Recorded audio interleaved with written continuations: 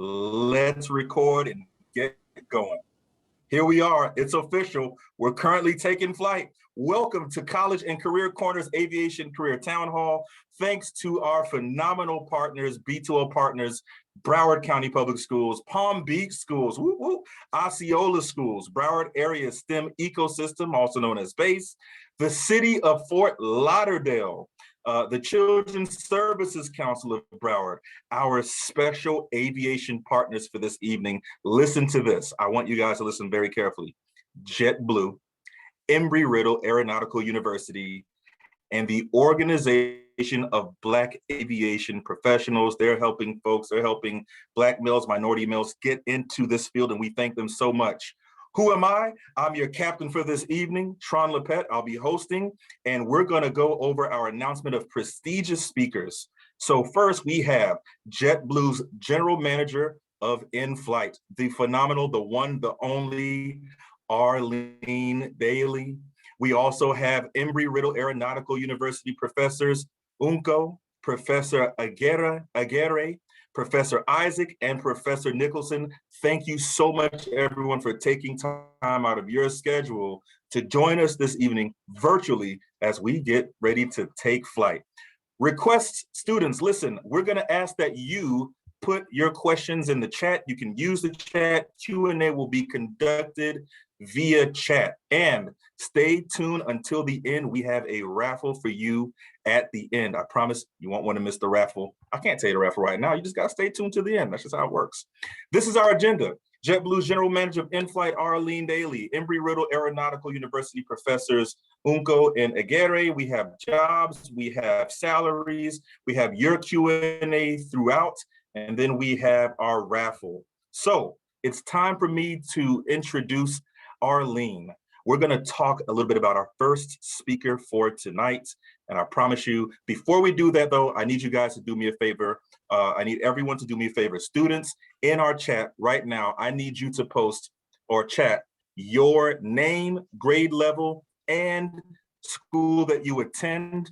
Please put that in the chat right now. We wanna know who's here with us. We wanna know who's in the room with us. So drop that in the chat right now. Let's load up the chat as we speak. And a big shout out to our middle schoolers. I see we have some middle schoolers registered with us. We're so thankful that you guys are here getting that information, that knowledge at such a young age, a young stage in your life. So fill the chat up. We want to know more about you. We want to know who's here with us. Oh, look at that chat. It's just blowing up. Great, great. On with our scheduled program. Again, now it's time for me to introduce Arlene. Let's talk a little bit about who our first speaker is. Arlene joined JetBlue in 2005 as an in-flight administrative assistant and was promoted to in-flight supervisor just 3 years later in 2008. Appointed as the general manager for the Jamaica operation in 2009. Shouts out to everyone from Jamaica. Member of JetBlue's Diversity, Equity, and Inclusion team, and has spent 12 years at Air Jamaica working in customer service prior to JetBlue. So she is well-versed in this area. An associate's degree from where? Hang on a second, I think I'm wearing that shirt. Broward College. Hello, Arlene, fellow Seahawk. Thank you so much.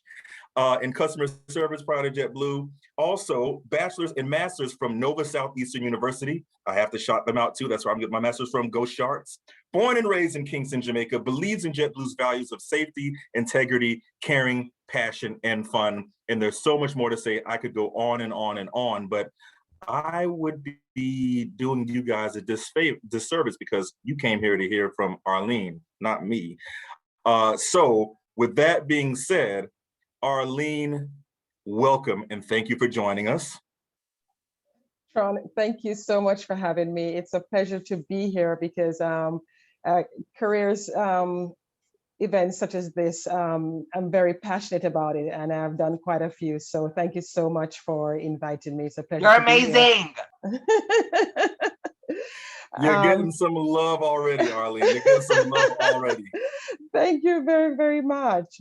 You did a wonderful introduction, so thank you for that also. You pretty much captured everything that you needed to say about me. I don't think I can actually say anything else because you captured everything very, very nice.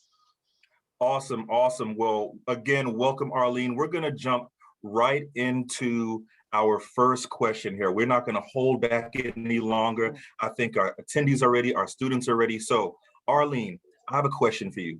First, we want to know a little bit more about who you are. How did you end up in aviation? What was your career journey to your current leadership position? And can you explain what you do in your current leadership role as General Manager of In-Flight? Okay, thanks again, Sean, for the question. Very great question. Funny enough, I just got into aviation just by chance because initially I was working at the bank in Jamaica, and then I just got bored and I just said to a friend of mine sitting next to me, I said, you know what, I want to do something different. And she says to me, what would you like to do? I said, actually, I just like seeing the folks at Air Jamaica. They look like they enjoy their job a lot and I love to travel. So I thought about it and she says to me, well, why don't you just do that? So that's exactly what I did. I applied to Air Jamaica. I was accepted as a customer service agent back in 1994. And from then, I migrated to the United States in 1995, still with Air Jamaica. And my love for aviation has like the passion that's there. It was the only job that I've ever done so far that I really, really loved. And so with that, I started thinking of the many other things that I could do because a lot of people believe that aviation only includes pilots and flight attendants. And there's so much more that you can do. So while I was at Air Jamaica for the 12 years, it was customer service, cargo, and other areas of the operation. And then with JetBlue, I became an admin assistant because I said, oh, I wanted to go to in-flight. And going into in-flight, I realized there were other areas. So I was like, okay, I just don't want to just be an admin assistant there because I had already gotten my master's, but I figured I'll just start from the bottom with JetBlue so that I could understand and move up in the company. And so after being an admin assistant, I got bored again and I said I wanted to learn a little bit more. So with that, I got qualified to be an in-flight crew member because we do call it in-flight crew member at JetBlue. We don't say flight attendant. So when I got qualified to be an in-flight crew member in 2006, after a year being with JetBlue, then 2 years later, I got promoted to be a supervisor. So the bar was set a little bit high for myself because I like to do that. And so while I was an in-flight supervisor, I said to myself, I wanted to do other things. And guess what? We started flying to Jamaica in 2009. And so it became a perfect opportunity for me because I already had 12 years at Air Jamaica. So I had that experience, plus we were opening up the Jamaica station. So that combined, I was like a perfect candidate for that job. So that's how I ended up to being the general manager in Jamaica. And then fast forward, came back to the United States, and here I am the general manager for In-Flight. And so it has been an awesome journey. So well, thank you for asking. Thank you for answering. And we're definitely excited that it's been such an awesome journey. I can tell by the smile on your face that you truly love and enjoy what you do. But now let me ask you this. Were there any obstacles that you faced along the way? To be honest with you, Tron, it has been one of those things where my career, the trajectory of my career has literally just step by step by step. It sounds weird to say there are no obstacles, but honestly, there has not been. There were the only two things I would say that could have been an obstacle, but it wasn't. When 9/11 happened, I was a bit scared because a lot of the airlines were closing. And I was with Air Jamaica at the time when 9/11 happened. And so this, I was concerned that maybe the airline would go out of business, and that didn't happen. So that could have been an obstacle. And then after that, JetBlue, their counter was close to ours. So a lady who always passed, she says to me, oh my gosh, I really love to see how you work. Come and join JetBlue. And I said to her, I'm not sure because you guys just started. I'm not sure. And later on, Air Jamaica was going through a little turbulent time. And I said to myself, you know what? I think I'm going to take her up on that offer. So of course, I just finished my master's degree back in May. And so I applied quickly when I saw the job and come over. And then later on, of course, we have the COVID come, 2 years ago, last year, I think, 2020. Of course, I got a little bit nervous again, because once again, it's the airline industry. And I was concerned, are we going to survive this? So if I would say obstacles, it would be 9/11 and COVID. I survived it, we survived it. So I would say I was very blessed and fortunate, and I'm still here. And therefore, as the sign says behind you, you are grateful. Sorry, I'm observing. I just can't pick up on Very certain things grateful. like that. You Very are very grateful, and grateful. it shows. It shows, and Yeah. I think you have to have that kind of spirit in this Yeah. industry. Spirit, get it? All right. So another question for you now. As it was mentioned, we see that you have both an undergrad, a master's degree, which is commendable. Congratulations on earning the master's as well. Students often want to know about the kinds of credentials that are required for different jobs. So here's a question I'm going to throw you. Actually, it's going to be two questions, if that's all right. Is a college degree required to become a flight attendant? Also, why did you pursue higher education credentials, and have they afforded you any greater opportunity? All right, thanks again for the question. They're very great questions, Tron. So personally, I pursued higher education because knowledge is power. And in addition to that, having a degree, no one can take that away from you. Once you have that, no one can take that away from you. So I encourage everyone. It's not for everybody, I might say, because people will tell you stories of, the billionaires who have made it without a college degree. But I always say to them, yes, they have made it without a college degree, but I can tell you when they're hiring, they tend to hire people with degrees. So I always tell folks that don't look at the maybe 1 or 2% that have been successful without degrees. Knowledge, like I say, is power. You can't take that away from you once you have attained it. And for me, I wanted to have to be very competitive in the workplace. And so I believe with my experience and with my educational background, it has definitely helped me every time I applied for the job, even though they might have what is required and what is preferred. I also, because I want to be so competitive, I know that it was important for me to have an education because I can take it anywhere that I need to go. And to answer the question about whether or not you need to have a degree for a flight attendant, no, you don't. To become at JetBlue, like I said, we say in-flight crew member. To become an in-flight crew member, you're only required to have a high school diploma or GED, 2 years of customer service experience, and be 20 years old. So having a bachelor's degree or master's degree is good, but it's not a requirement. Understood. Thank you so much. So I'm sure that cleared up a couple questions in the chat. Students, I hope you're listening. We have some subject matter experts. We have folks who are in this industry. So make sure that those fingers are working away in the chat. Okay, you know what? Let's see here. I'm going to go for one other question, Arlene. Is that okay with you? That's okay. Just want to make sure. Just want to make sure. I'm sure either way you'll be grateful. Simple question.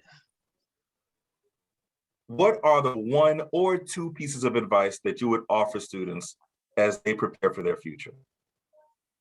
Well, first of all, I would say, at least I would say based on my experience, you've got to know what you want. You've got to be passionate about what you also want, and make a plan. Seek out a mentor.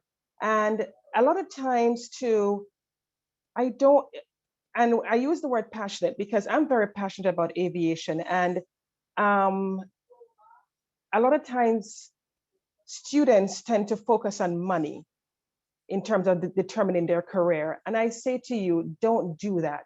Don't go for a career based on money. Go for a career based on what you really, really, truly love. Because if you love what you do, then you will enjoy it. You'll be passionate about it.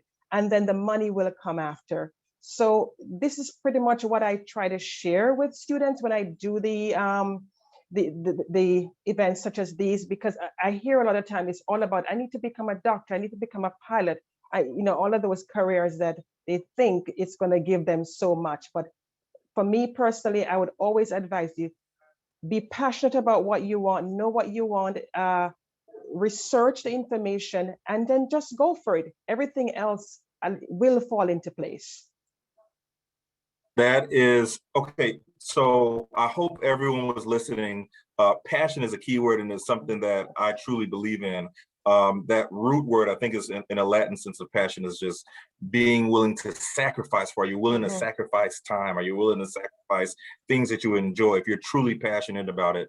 And again, in this industry, I think passion is key. You have to be passionate about what you do here and be grateful, of course, and love what you do and smile every day that you're doing it. So, Arlene, first of all, we're going to move into a few questions for you. We're going to open the floor, and I think we're already getting some questions in here. So we're going to go to questions. But before we do that, I need everyone to show some love in the chat for Ms. Daly, for her taking time out of her day to answer questions. Our general manager who is here with us, can you guys show her some love in the chat, please? And then while you're doing that, post some questions. We have some time to answer a couple questions. We have a ton of other speakers lined up, some more information to give you, but can we show, oh, there goes the love. I don't know if you see the chat, Arlene, but the love is pouring. The love and that's, it's going. It's going, just scrolling up, just scrolling like crazy. And Sean, one quick thing I forgot to mention that I think it's also important for students too, because I used it and it worked for me. Education can be very expensive and not everyone gets scholarships. So sometimes we get scholarships, sometimes we don't. I went into what I call a lucrative way of getting my education by not paying for it. And one of the things that I did was I researched companies that paid for your education. So since not everyone can get scholarships, I researched and worked for companies that paid for my education. So I worked part-time at American Express, and they paid 90% of my tuition. So that helped. And so after that, I heard that Nova Southeastern University, they paid for your tuition if you worked there. So I went to Nova Southeastern University. I worked there part-time. I don't know if they still do that, but I worked there part-time and I got 100% tuition. So I went to school, not paying a penny for my bachelor's or my master's degree because I was working at Nova while getting that. So just wanted to share that they can do some research. So if they can't get scholarships, then they can work for companies that offer them tuition reimbursement, because JetBlue does do that also. We do tuition assistance. Tuition assistance, tuition reimbursement in certain cases. Some students may not be working at that point in time, but tuition assistance is key. So you heard it from Ms. Arlene Daly. Look for those companies that are offering tuition assistance. And before you do that, scour the internet. Contact your BRACE advisor, contact your school counselors, coordinators, college readiness coordinators, your local college access network, such as Bridge to Life, right? And look for scholarships. There are tons of scholarships out there that will assist you in this regard. So again, thank you so much, Ms. Arlene. I'm gonna see if we have any questions in the chat. I'm also checking other devices to see if we have any questions. I know I saw some pour in, but I think the chat's just been going crazy. So let's see here. What kind of questions do we have? So, you know what, here's a question, and I'm going to kind of rephrase it a little bit. So if someone is interested in getting started in, we'll go with becoming an in-flight attendant. Actually, how about this question? I'm going to switch that. Can teens, right, can teenagers get jobs, any kind of jobs in the airport? We hired 18 years. For customer service, it's 18 years old. To become let's just say flight attendants for the purpose of the event now, it's 20 years old. So teenagers. 20 years old. Yeah, so to become an in-flight crew member is 20 years old, but if you wanted to do customer service as in at the ticket counter, 18 years old. So then let's change that up a bit. What about internships? Are there any internships in the airport? No, we don't do internships at the airport. It's so restrictive, because badging and the security background checks. So at the airport we don't do. However, we do have students will come in just for a day, and we walk them through the process. We get them on the airplane and we show them the different departments. So we take them down on the ramp so they can see what happens. And we take them through the offices so they see what happens. But in terms of actually doing, like, back in my day, we used to call it summer jobs. We don't have, we don't do that because of the restrictions. Okay, so Arlene, I think we come from the same time frame because I knew it as summer jobs as well. So I'm here with you. I got you. Yeah. Let me ask you this question. From a corporate office standpoint, are there any opportunities for teens, whether it's internships, whether it's shadowing, just interviews, networking? Are there any opportunities at the corporate level, in the corporate office? Yes, there is. So it's college interns though. So we do have college interns, but we do have a program that they would come in and do internships. So yes, but at the college level, we do have internships. And when they're finished with school, we still have internships. As a matter of fact, one of our success stories is that one of our interns, she is Ursula Hurley. She's now our CEO for finance. So we do have a lot of success stories because we do hire a lot of interns. Great, great. So we're going to go right along that same line in terms of interns, college students. I just saw this question in the chat and I thought this was interesting. Would you consider going to in-flight training? You may have answered this, so I apologize, Ms. Arlene. Would you consider going to any kind of training, college, before becoming a flight attendant? Or would we be able to move in our 20s and kind of work our way up? What would you suggest? Well, to become an in-flight crew member, we do 4 weeks of training. Other airlines are different depending on how big they are. So other airlines could be 6 to 8 weeks. But for JetBlue in-flight crew members, it's 4 weeks of training. So they wouldn't have to worry about they need to do anything else before. There's some schools and colleges though that do training for flight attendants. They don't have to pay that extra. Some people charge $2,000-3,000 to do that before they actually come to an airline, because we do our own training. So if they're interested and they're 20 years old and the job is posted, they can apply as long as they have 2 years of customer service experience. They have the high school diploma, or if they had a GED, then they are welcome to apply. And then we do our own training. So they don't have to worry about being trained prior to that. We do our own training. Perfect. Ms. Arlene, thank you so much for your time today. Are you going to stick around for a little bit, catch a little bit more of the presentation? I understand if you're busy. Trust me, I get it. I sure can. I've dedicated this hour just for you. I sure can. Just for them, not for me, and for everyone. For everyone who was here, for the students. That's why I'm here today. Thank you so much for having me. Okay.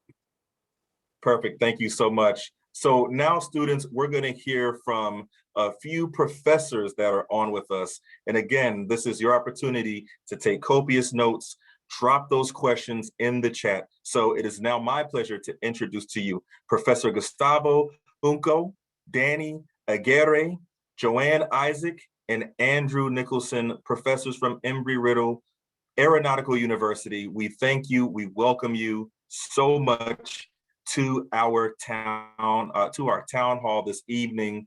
And I know that you guys are mostly here to answer questions from students, but I know the students would like to know a little bit more about each of you. So we'll start with Professor Unco. How about this? We'll start with Professor Unco. Thank you. Thank you for having me here.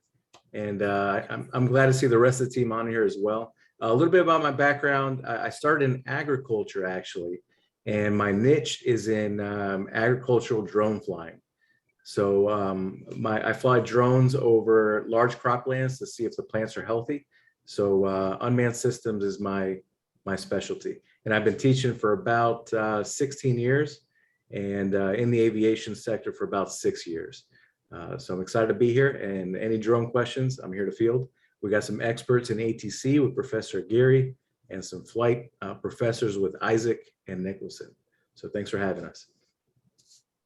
Thank you so much. And I can already throw one question out there that I'm sure we're going to get. What's the fastest drone out there today?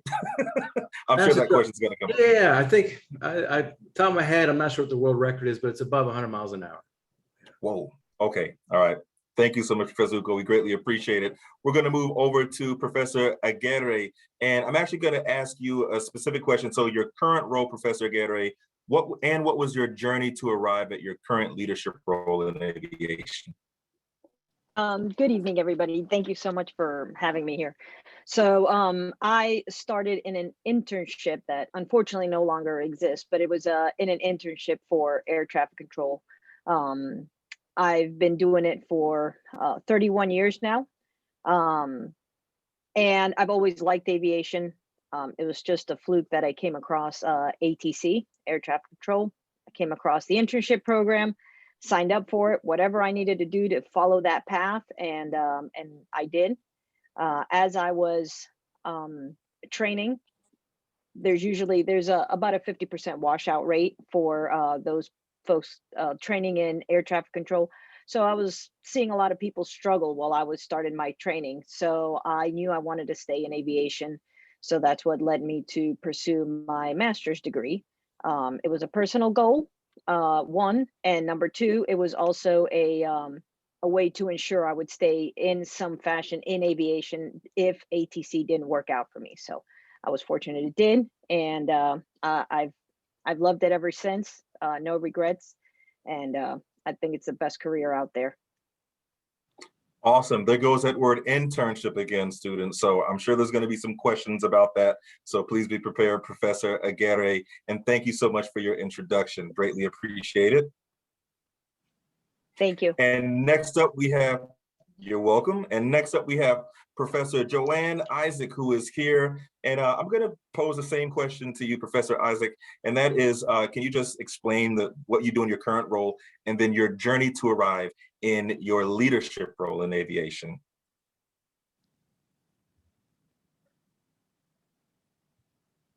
And do we have Professor Joanne Isaac on with us? I'm pretty sure I saw Joanne. Yeah, sorry, can you hear me now? There we go, Okay. perfect. Well, currently I serve as a first officer with one of the regional airlines. And I didn't start like that.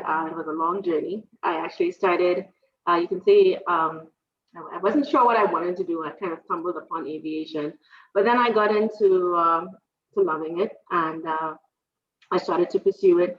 And I actually worked as a flight attendant before I started actually flying. Worked as a flight attendant, began my flight training. After my flight training, then I went on to become a certified flight instructor.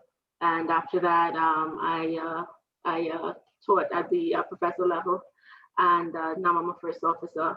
I know a lot of people talk about what is needed to get into the industry. First, you can start off like I did, like a flight attendant. You just need customer service skills. You don't have to go pay a lot of money, just as the first speaker said. So that's a good start, and then you can work your way through the other levels, which I did. I would encourage getting the degrees in aviation, because it's very diverse. There's a lot of things that you can do in aviation. Yes, I do fly, but that's one little aspect of it. I enjoy the teaching aspect of it, and that's why I pursued my education, so that I can continue to teach and inspire others. So yeah. Thank you so much, Professor Isaac. We greatly appreciate that. And I know students are going to have questions about the process of becoming a certified flight instructor. So just be prepared for that. I'm sure they're already posting in the chat. And students, if you're not catching on, I'm giving you some hints in case you need some hints. So thank you so much, Professor Isaac. Greatly appreciate it. And then last but not least, Professor Andrew Nicholson. I'm going to give you the same set of questions here. Can you explain what you do in your current role, and what was your journey to arrive at your current leadership role in aviation? Sure. Thank you, Troy. And just to be clear, so my current role is actually, I'm a safety program supervisor at Silver Airways. I also teach for the Embry-Riddle dual enrollment program here in South Florida. And I also fly, working on my ratings as Professor Isaac has completed hers. Yeah, what could I say? In a nutshell, this industry is very vast, and it has a wealth of opportunity to offer, especially now. You know, as the first speaker said, again, passion is key. I myself, I grew up in Jamaica. I fell in love with Air Jamaica. I came here to go to Embry-Riddle. I obtained my degrees alongside, getting into flight programs. And even more so now than ever before, there are so many networks to get into and scholarships that are available. And as Professor Isaac said, that's one track as well, getting into the airline. and expressing that need if you want to fly or just go from there. I became a safety program specialist after I obtained my private pilot license. And there are tons of internships if you look hard enough, especially in what they call fixed base operators or FBOs, which are pretty much general aviation versions of airports. They often hire teenagers to do minimal tasks like fueling, servicing planes, and you get good tips from the flight crews there. But more so than none, the Embry-Riddle program that's here now in dual enrollment it's really a great deal for everybody in between the middle school and the high school, because you get exposure to the industry, and myself as well as all my other colleague professors, we're in the industry and we have hundreds of colleagues, and they often come in and speak to the class. The pilot field, there's a shortage, and it's even more so than now. A teenager can look at making a very rewarding career, as myself, progressing towards that end. But as a foundation, as has been echoed before, is to have that foundation, minus safety and airline management, which I did at Embry-Riddle. So hopefully I answered in a nutshell, and feel free to ask anything else. Thank you so much, Professor Nicholson. We're going to move right into our Q&A for our professors that we have on with us. Before we do that, students, again, I know I'm asking this a lot, but I just think it's apropos. Can we thank these professors for taking time out of their day to meet with you? I know how much they adore your attendance here and how much they've been excited about this event, but can we just show them some thanks in the chat? It's also kind of a part of networking too. I just want to give somebody some love every now and then. But we're going to jump into some questions. So I want you guys to think long, think hard. I think we've seen some questions in the chat, and I'm starting to get some questions now. So what I'll do is this, professors, I'll ask the question, and then whoever is more well-versed than the other, or whoever is excited to get to the question first, feel free to unmute. So we'll start with this first question here. And by the way, the love is pouring in the chat, so thank you guys so much. Here's the first question. What are the different, I know who's gonna answer this question, what are the different drone careers I can pursue, and how do I get started in those careers? I'm happy to answer all questions. We'll see. But drone careers, I recommend pursuing an engineering degree, a private pilot license, and then get your Part 107. So I know probably some up and coming companies, Amazon, FedEx, UPS, they're all looking at how they're going to use drones in the future. So if you start with the engineering degree and then get the private pilot, you're going to be well suited to take one of those careers. Thank you so much, Professor Unko. We have another question that just came in here. Professor Aguirre, I'm going to toss this one over to you. To be an air traffic controller, is there a high school out here that would help me prepare for this?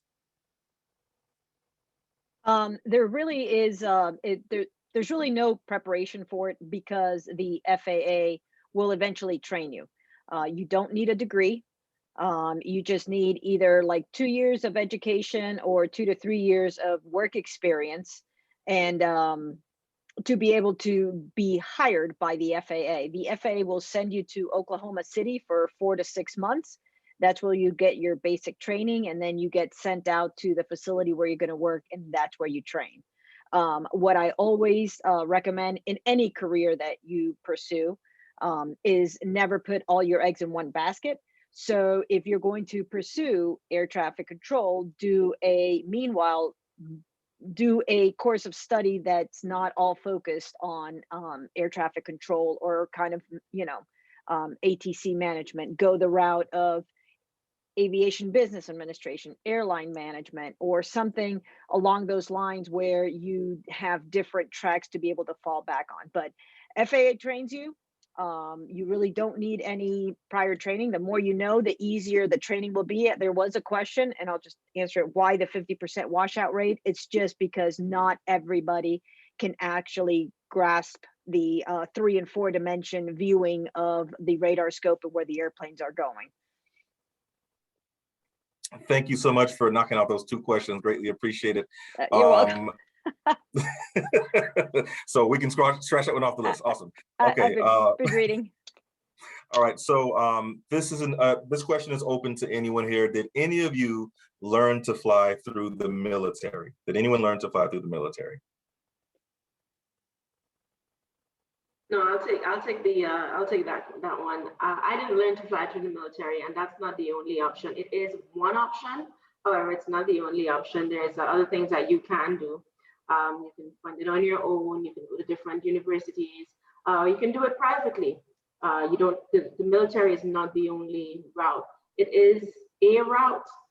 It may be cheaper that way, but it's definitely not the only route. Thank you so much. And just because I'm so patriotic, yes. Sorry, Troy, if I could just add to that with what Professor Isaac said. If anybody is considering the military route, definitely do that if you're eligible, because the military, I believe, does have some options similar to what we've all been saying, is using your resources. And if there's a company or entity that will help pay for your training, I have a few colleagues who have gone that route, and the military has helped facilitate their flight training. So it's definitely something to explore, especially if you're in a ROTC program. Embry-Riddle has, I believe, every aspect of the military has an ROTC program at Embry-Riddle. So that's also something to consider. And Drew, just to piggyback on that, Joanne, I know you had some students win a scholarship from the Air Force last year. Maybe you could talk a little bit about that. Yeah, so if you are interested in flying, and you don't have to join the military, but there is an opportunity to join the AIM High program, where the Air Force will actually sponsor or pay for your private pilot's license during the summer months. They select certain candidates, you apply for the position, and if you are selected, the Air Force will pay for you to obtain your private pilot's license, or at least solo during the summer months. 2 or 3 months, you meet with instructors from the Air Force. You go through ground school and flight training, and you can end up with your private pilot license without any cost.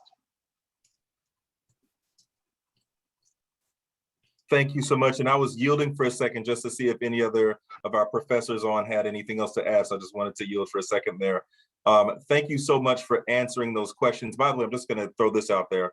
Thank you to our folks who have served in military, are serving, or preparing to serve. Just want to say thank you for your service.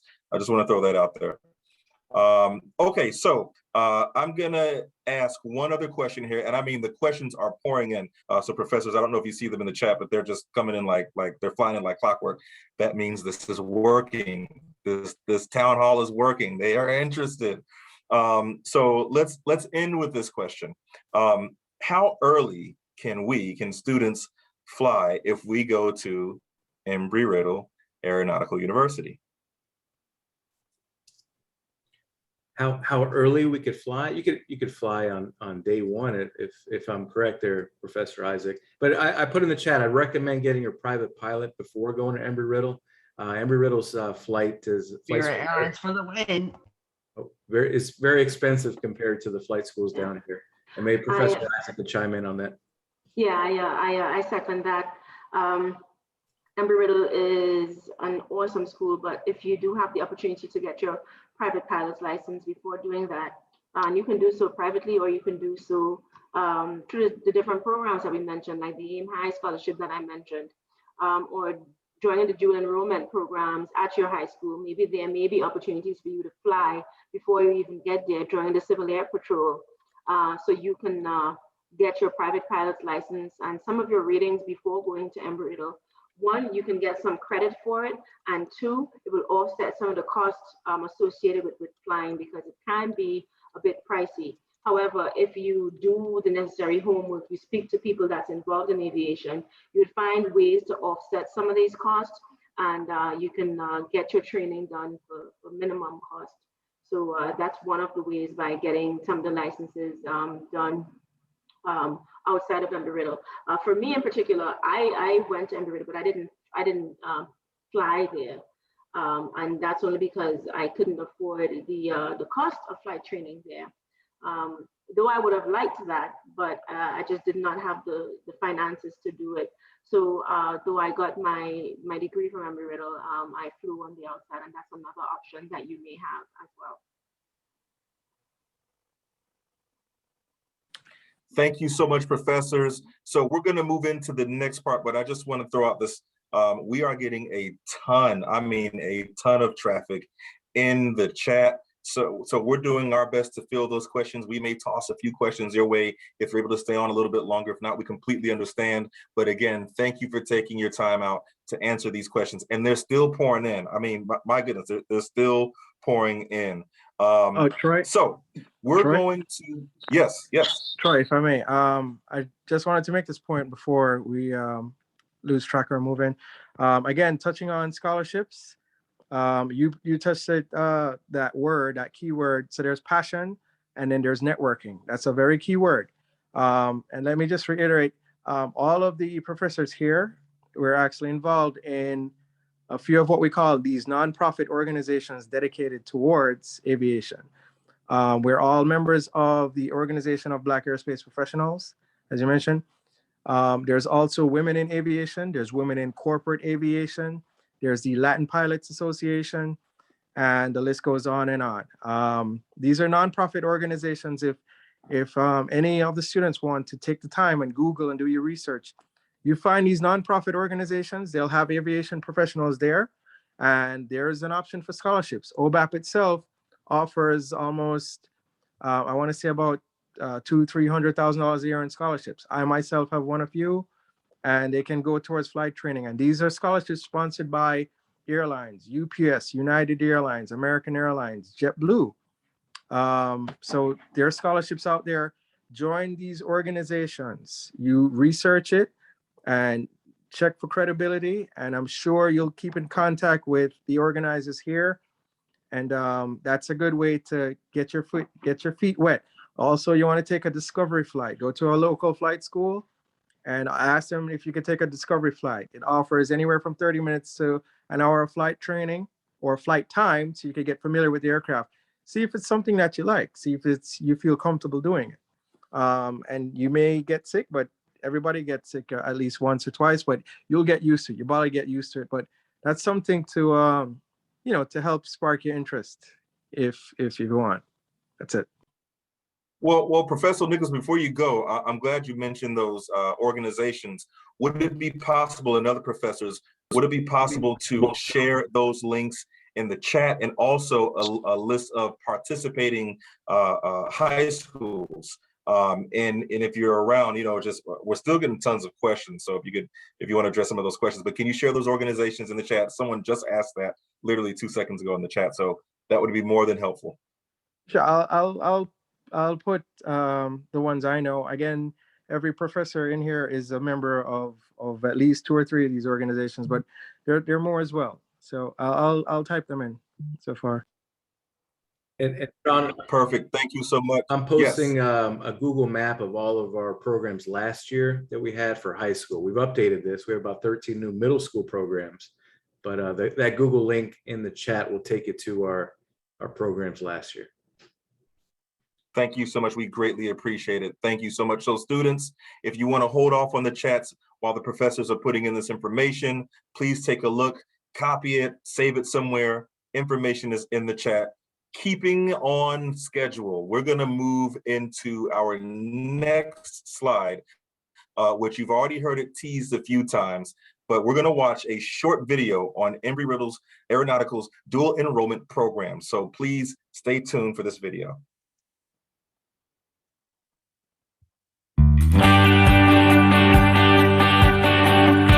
We are excited about the evolution of the Aerospace Career Academy program. After a decade of successfully transitioning students to college and careers, we confidently present to you the Gates Aerospace Institute, and would like to take a moment and share with you some of our amazing students as they share their insights and perspectives on what this program has meant to them. We had classes of Engineering 101, Private Pilot Ground, Space Exploration, and AMS Maintenance, and it's what really got my hands-on experience going at a young age and what pushed me to come to Embry-Riddle here in Daytona to pursue mechanical engineering, and I love it here on this campus. I've had multiple internships, and I'm graduating in the spring with a multi-commercial. Without the Aerospace Institute or Embry-Riddle, I wouldn't be where I am today. I joined the Aerospace Academy at my high school.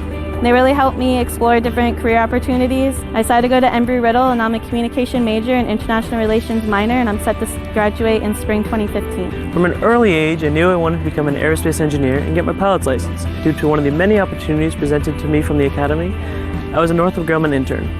The program also made attending Embry-Riddle possible and helpful. I was encouraged by my friends to join because they were learning about airplanes. The most important part of this story is that a couple years before that was the first time I stepped into an airplane, moving here to the US. Now I am here at Embry-Riddle, love it here, graduating in December 2015 with a bachelor's degree in aerospace engineering and a minor in international relations. I attended the Fort Pierce Central High School Aerospace Academy. The reason why I decided to go there is because it would provide me with hands-on coursework in a really challenging and interesting field. And that eventually led me here to Embry-Riddle. Once I was in the program, I realized that aerospace engineering was the only thing for me, and Embry-Riddle was the only place to follow up on that pursuit. Embry-Riddle's success is evident by the 96% of graduates who are either employed or have gone on for grad school 1 year following graduation. Additionally, the Daytona Beach campus is the #1 private college and university in the state of Florida for an annual return on investment and a 20-year return on investment for parents and students. The Gates Aerospace Institute will continue to play a vital role in raising the STEM proficiency of Florida's students and teachers. After all, who best to be tasked with this challenge than the #1 aerospace engineering program in the nation? Through intense professional development, rigorous and relevant curriculum, the Institute will continue to prepare students for a successful career in the aerospace industry. Whether it is planting the seed of innovation in the hearts and minds of our future students, the Gates Aerospace Institute will be there. It has only just begun.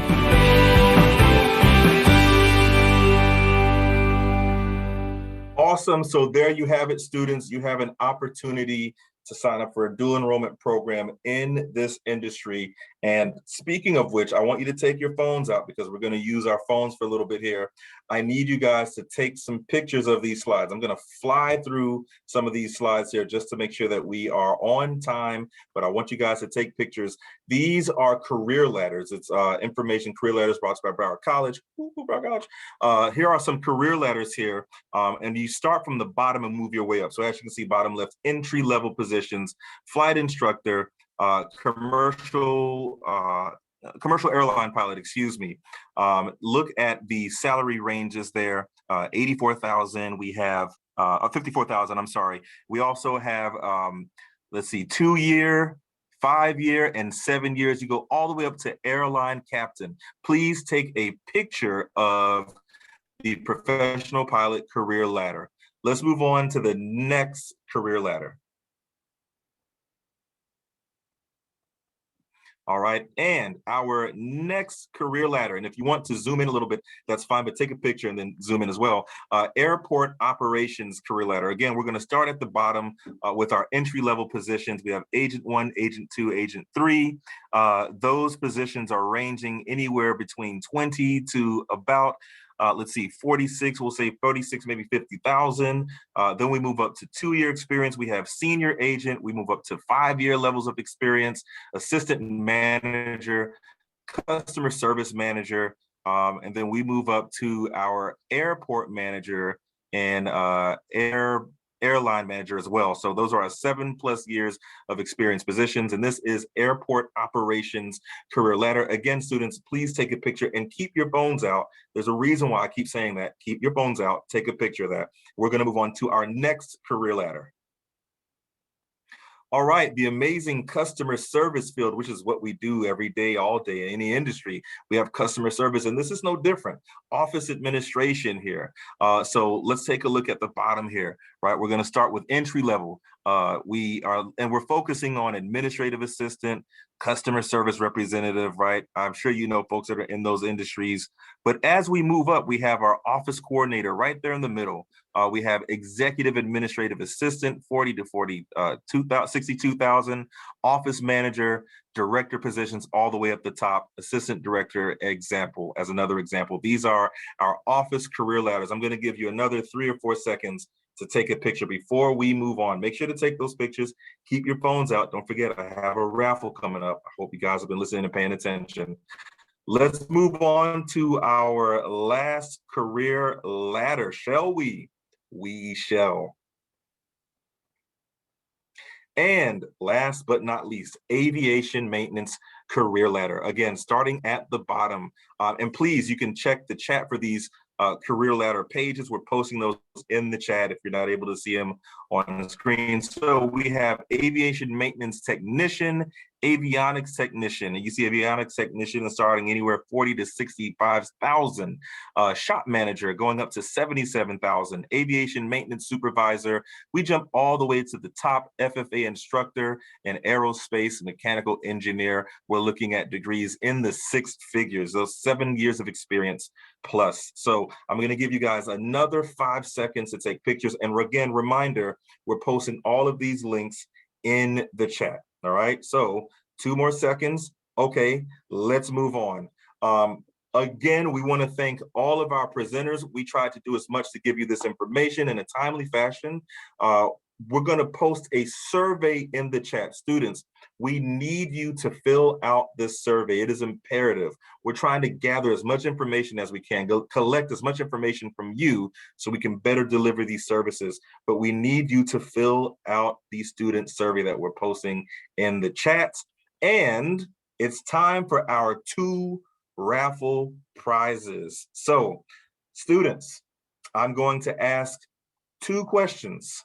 The first student to respond correctly wins a $20 e-gift card. I'm going to start with question number 1. Are you ready?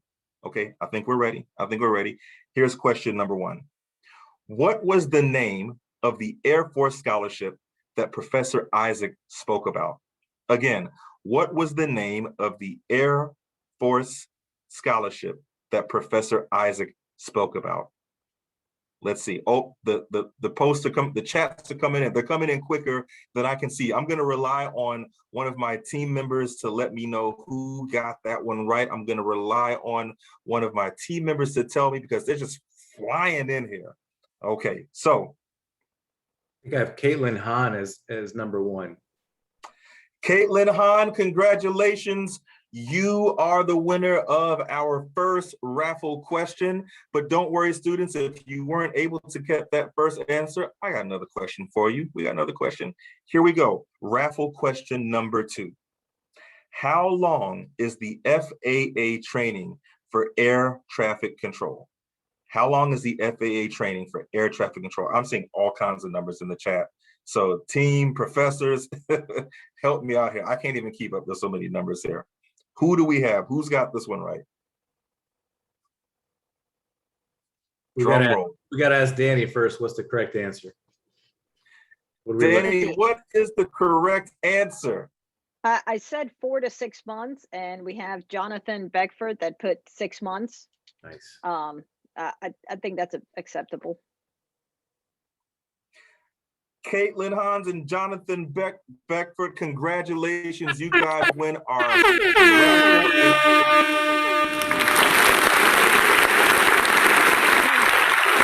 give it up. Let's give it up. Give it up. Thank you so much. That's our sound engineer in the background, Stefan DeCasa, who amongst that does many other things.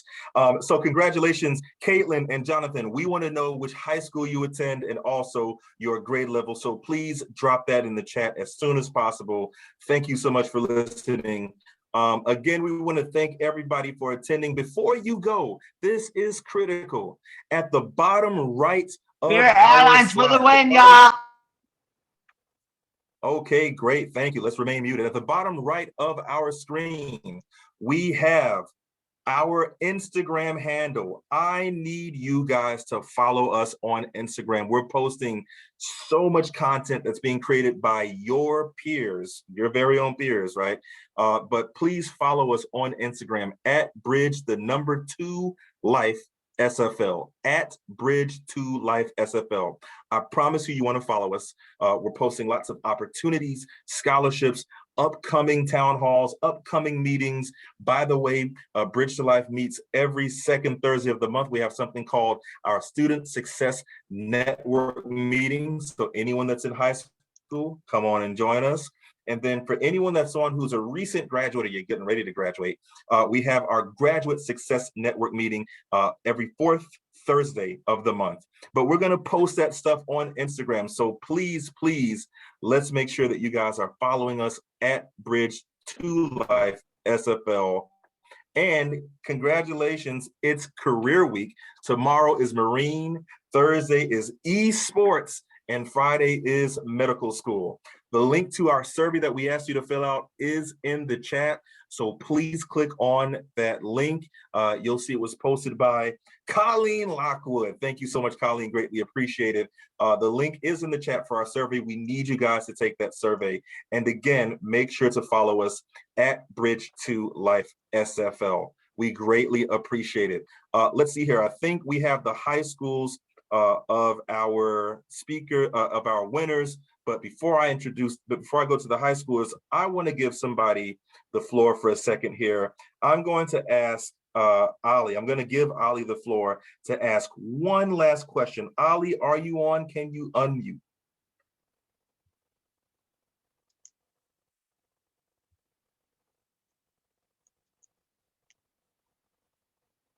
Oh, are we having a technical difficulty? I know those things can happen sometimes. Can we hear about some career pathways from Embry-Riddle?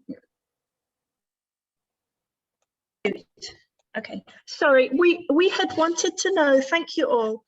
The question we had was if you're in middle school, some advice for middle schoolers and high schoolers about the courses and the electives and the program that you run with Embry-Riddle. That was what we had hoped to hear about too. Thank you very much.